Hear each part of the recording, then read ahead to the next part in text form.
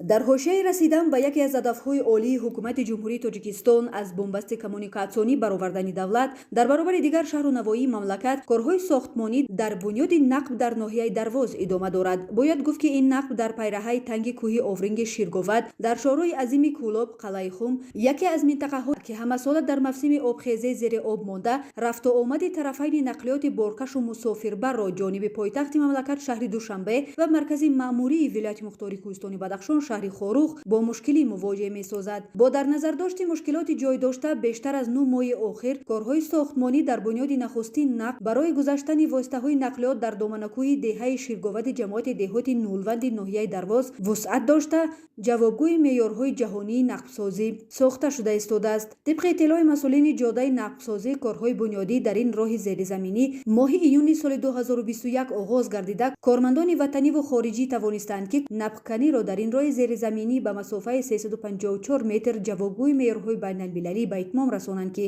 ин аз нишондоди нақшавӣ 54 метр зиёдтар мебошад.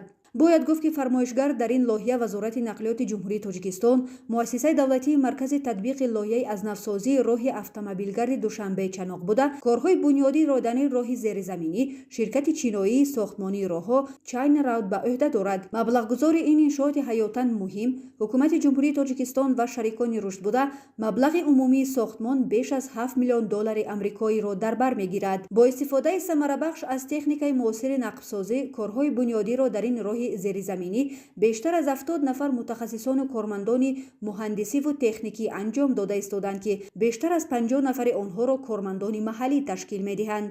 бо истифодаи самарабахш аз 8 адад техникаву механизмҳои роҳсозӣ, 9 адад дастгоҳҳои пармакониву ҳаводиҳанда, нақбканҳо аз ҳарду ҷониб тавонистанд ки роҳи зеризаминиро ҷавобгӯи меъёрҳои ҷаҳонии нақбсозӣ кушоянд. корҳои пармакониву бетонӣ дар қисми поёнии роҳрави нақб хушсифат ба анҷом расода шуда, айни ҳол корҳои бетониву арматурбандӣ бо суръат идома дошта, корҳои бетонӣ бо дарозии 220 метр дар дохили нақб хушсифат ва ҷавобгӯ ба меъёрҳои ҷаҳонӣ сохта шуда истодааст.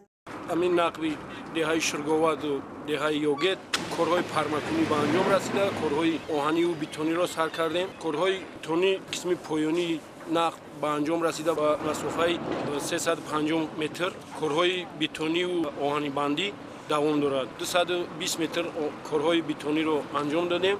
мо ҳаракат мекунем ба моҳлати муайян корҳое ки боқӣ мондаанд ба анҷом расонем. тибқи нишондоди лоиҳаи сохтмонӣ, роҳи зеризаминии бунёдшаванда аз 2 хати ҳаракати нақлиёт иборат буда, паҳноиро дар дохили нақб ба 12 метр ва қисмати роҳи мошингард 7 метрро ташкил медиҳад. дар назар аст ки корҳои бунёдии нақб дар ноҳияи Дарвоз моҳи апрели соли 2022 самарабахш анҷом ёфта, ҳаракати мӯътадилу бемамонияти нақлиёт дар мавсими обхезӣ дар деҳаи Ширговад ба пуррагӣ таъмин гашта, рафту омади бемониа, кашондани молу маҳсулот боз ҳам афзунтару рушди босуботи ҳаёти иқтисодиву иҷтимоии Дарвоз дар маҷмӯъ вилояти мухтории Кӯҳистони Бадахшон бо тавлиди зиндагии шоистаи ҳар як сокини Бадахшон боз ҳам бештару хубтар мегардад.